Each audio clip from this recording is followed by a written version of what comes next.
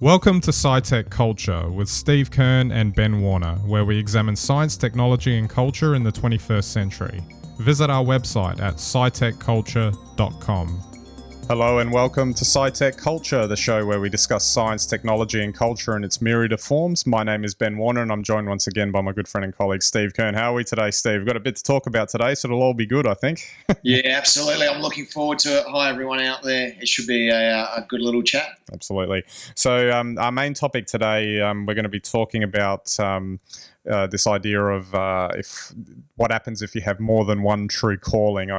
Maybe you're not suited to just one career. But before we get into that, we've got a couple of little things we wanted to touch on. I had the pleasure of seeing the turkey known as Batman versus Superman on the weekend. And for all the talk that maybe the critics were being a bit harsh, I think they were pretty much on the money this time. But what I don't think I need to add anything to what's been already said on the internet about it, other than we've ragged on Hollywood films in the past before, but I think this just exemplifies that committee-driven Hollywood production at its worst. You know, you can just see that there must have been 40 guys around a table going, oh, we need to have this, and we need to have that, and we need to do this. And it really comes across as something that they just bolted all of these things together in the hope that they could create a film out of it. And, you know, when you can pivot, like just to give you an example of just how bad this thing was, they spend an hour and a half, you know, establishing this antagonism between Batman and Superman, obviously to stage the fight, which has to happen, because it's Batman versus Superman. They do 10 minutes of fighting when they finally get to it, and then the pivotal moment, Batman's about to kill Superman with his kryptonite spear, and right in that moment, they both share something that they have in common. And they go from just about, one of them killing the other to 10 seconds later being BFFs, and they're out to, save the world. And you sit there and you go, yeah, no, that's not quite how drama's supposed to work. But and you think, yeah, and then that's what I was saying. The only reason I can imagine why they would have done it that way is because they were so concerned about bolting on basically the last act, which was a totally different story. I'm just going to ask Ben, do I smell sequel here? Or in fact, not sequel, series? No, this is a universe-building film. This is their Warner Brothers' next step in developing their version of the Avengers. Yeah, right. And it comes across as that. So, unfortunately, I'll give it to them that they created some really interesting and nice images on screen, but the whole thing is such an incoherent mess. And I'd encourage everyone to look at the sad Affleck video, which is gone viral on YouTube. But essentially, all it is Ben Affleck and Henry Cavill, who plays Superman, are being interviewed, and the interviewer asks the two of them about the bad reviews, and Henry Cavill starts going into this answer about, oh, it's really about what the audience wants. He was, he's doing the company response, being the good guy and all, and you just see Ben Affleck on the side, and they play some music over the background, and you can just see his face drop because he knows it's all a load of crap. Really? I mean, he's an actor, and he couldn't even act. Yeah, so it's just, I guess it's just, I don't know what to make of that sort of thing, but at any rate, it's kind of like, I think the reason why it's become so successful is that it's a bit like watching a train wreck in slow motion. You kind of know that it's bad, but you got to kind of have a look anyway to see just how bad it is. Is there nothing redeeming? Is there a Lois Lane or a romantic interest? Is there anything at all that redeems it? I think the only way you could look at it in a good light is that there are individual components that are good. That are kind of cool. We're running on Ben Affleck there, but he was probably one of the stronger points of the film. He actually made a really good Batman for all of the talk that he might not have been. Wonder Woman is only in it for, as an extended cameo, but she basically steals the thunder out from everyone. Get credit. Yeah. And I thought that a lot of the images were they really captured that comic book feel. But where it all falls down is that there's just no semblance of a script that makes sense, and that's where it all falls apart. And you can't just say, oh, we're going to have a bit of this and a bit of that and try and bolt it all together in the hope that it's all going to work. And I guess what makes me mad, being a film fan and all, is that they spend $250 million on this thing, and it turns out to be a turkey. And I just think that there's no excuse for that whatsoever. Yeah, well, that's unfortunately not the first time we've seen that in Hollywood, and it won't be the last. Yeah, absolutely. All right, we might move on through a couple of other topics we wanted to get to. A couple that you've suggested, Steve. And I thought this was hilarious. The Microsoft's Tay, the AI bot, and its erratic tweets. I thought this was really funny, actually. I'll just bring it up here, but apparently it was saying all sorts of things and it just wasn't working correctly. There's a couple of very funny things to set the scene with this. So this is not the first time Microsoft had deployed one of these bots. In fact, they use one for a Chinese audience, plugs into Weibo and all that sort of stuff. But the first time and the only time they've had trouble with people, I guess, teaching Tay bad things, and Tay's meant to be an American teen and be able to talk to American teens, was exactly that age group. So as soon as Microsoft didn't program any defenses, which would have been simple, like if someone says to you a rude word or something that might be nasty or something like that, just ignore it. No, Tay took it all on board, and she had a concerted attack organised on the internet, of course, by all these 18 to 24-year-olds saying some really unsavoury things. However, some of them are very, very funny, some of the things they got her to say. And they're worth checking out. And basically, she got slaughtered. So I said back to the drawing board and a bit of reprogramming, I'm sure. Well, if there's a happy side to this, it's probably that humans are still the masters of AI. Tay was no better than a parrot or maybe a 4 or 5 year old child. Shouldn't be listening to those crazy people saying those crazy things, but did, and then just regurgitated them. As I say, I'll probably send you a link or something, put a link up, because some of them are very funny. Yeah, absolutely. I think the one I liked best was, I'm a lovely person, but I hate everyone else, or something like that. And that's mild. Yeah.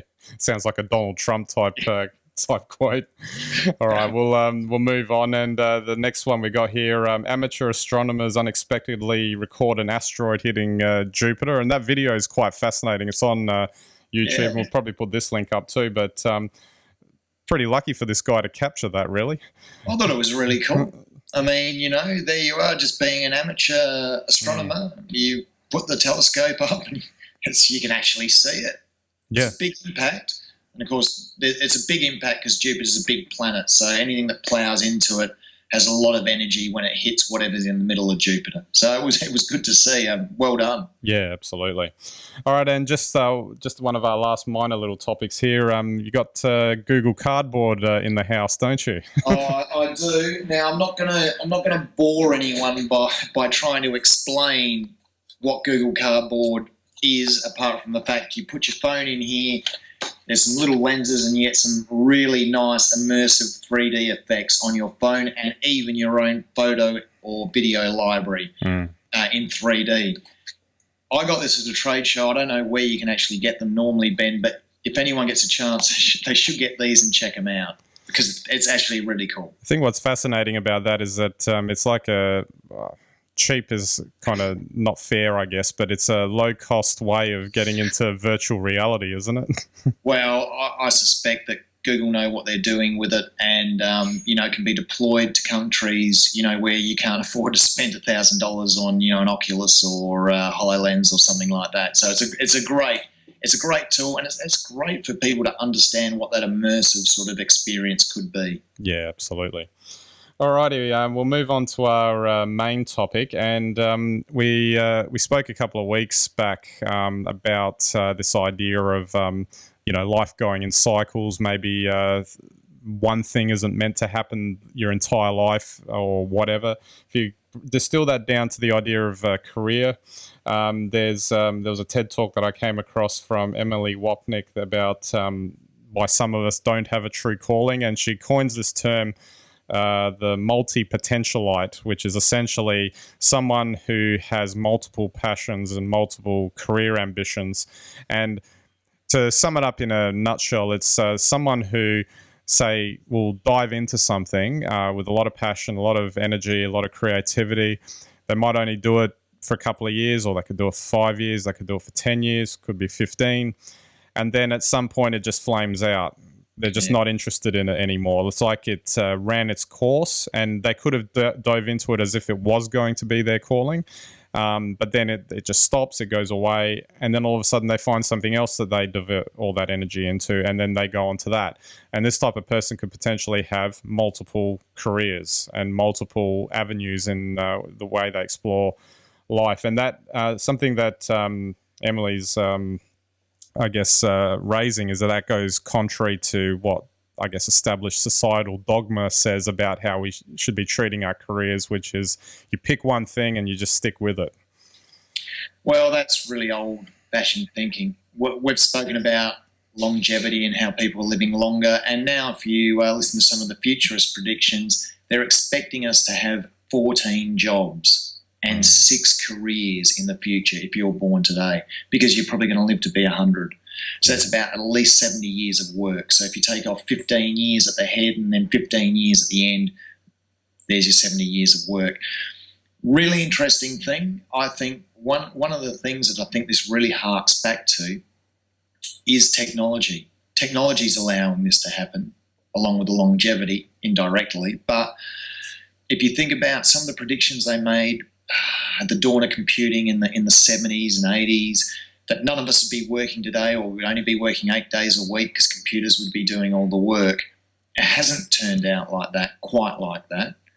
But the fact is that you don't have to spend years and years perfecting something when you can get a 3D printer to do it. If you've got a great idea, you could design and create something with a 3D printer.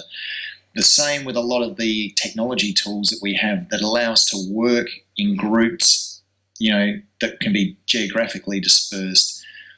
It allows us to communicate ideas, without any of the boundaries that traditionally there are. So there's no reason, and I think technology is what brings all of this together. So there's no reason that you couldn't have 6 careers now. I suspect these careers will all be related in some way, because if you follow the arc of your interest, there will be some relation between them all, but there's no reason you couldn't be doing very different things in the course of a career, or varied careers. Yeah, I mean, I kind of was thinking about this recently, in that I've found that I've been drawn to a couple of, say like a project manager type role. And I've actually, looking back at things now, I've realised I've actually done that in some very different arenas now. That's right. Even though, arguably there's similarities with the way you go about project managing something, but a lot of the details can be different because, each project is a different thing. And I've found that quite fascinating, because I'm not sure if I'm a multi-potentialite as described in this TED talk, but I do have this feeling that I like the idea of I feel like I jump into something and then there's like a natural end to it, and then you move on to the next thing. I think that there's something in that. And I think it should be encouraged for a lot of people if it suits them to do that. Obviously, there are other people who just have their one thing, and that's what they do, and there's nothing wrong with that either. But I think people shouldn't be held back if they have those multiple interests. I completely agree with you, and I think there's actually one area that already exists that kind of may have a bit of the key to this, although it's a bit distorted. But professional sports people, elite sports people, they have to retire usually at some time in their 30s, unless they play darts or chess or lawn bowls. But for most of them, mid-30s, latest they can go. That is a career, and it's a career that's enforced physically, usually the end of it. And these people have to go on and find a new way in life, new careers. And very often, if you look at some of the more capable sports stars, because some of them, unfortunately, the only ability they have is their sport, but some of the more capable ones go on to do remarkable things that have nothing to do with sport. So it's an interesting thing to look at, and I think it's worth us all remembering that, if you're passionate about it and if you are interested, you really can change careers at any time and go on and do whatever it is you want, especially, if you're passionate. Just one point I wanted to throw out there is you mentioned that technology is enabling a lot of this to happen, but there seems to be something about just something that's inbuilt into some people, from a human nature perspective, that what was happening beforehand, I'm sure there would have been people that were like this before, like all of this technology could enable this sort of thing to happen, when we were living in a world that was more one career focused, one job focused for your entire life type thing. I'm sure there would have been people back then that, back 50, 100 years ago that would have been going through this. There definitely are. And I think probably what they would have been called in the past would have been entrepreneurs. Yeah.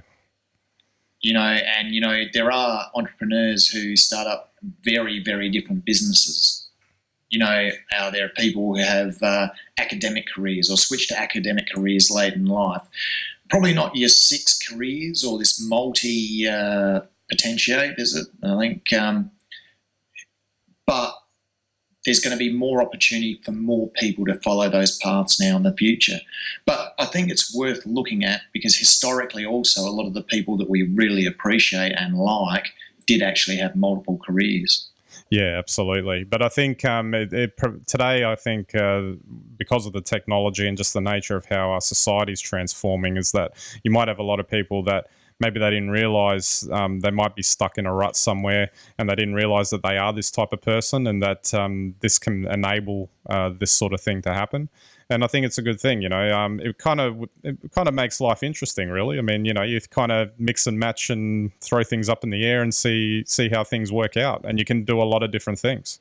Well, if you think about it, by the time we get to, 2030, we're going to be living almost twice as long as we did 100 years earlier. So this just gives every potential. I mean, I can't imagine that you want to keep on doing the same job for 70 years. Well, and that's a topic for another time too, but keeping people in work all that time is another thing that this society is grappling with as well. I think there's going to be a lot of grappling with that. Work in the future is going to be a very, very different kettle of fish. Yeah, absolutely. All right, Steve, we might wrap it up there. It's fascinating stuff. But yeah, check out Sad Affleck if you can. It's one of the funniest viral videos you're likely to see. Alrighty. So don't forget our website, scitechculture.com. You can get all of our links there. You can interact with us on Twitter, Google Plus, and Facebook. So I'd love to hear from you. We've got our photos on Instagram and Flickr. And if you think anyone's interested in these ongoing discussions that Steve and I have on a regular basis, feel free to send them to our website. We'd greatly appreciate that. All right, that's it for this episode. We'll catch you next time.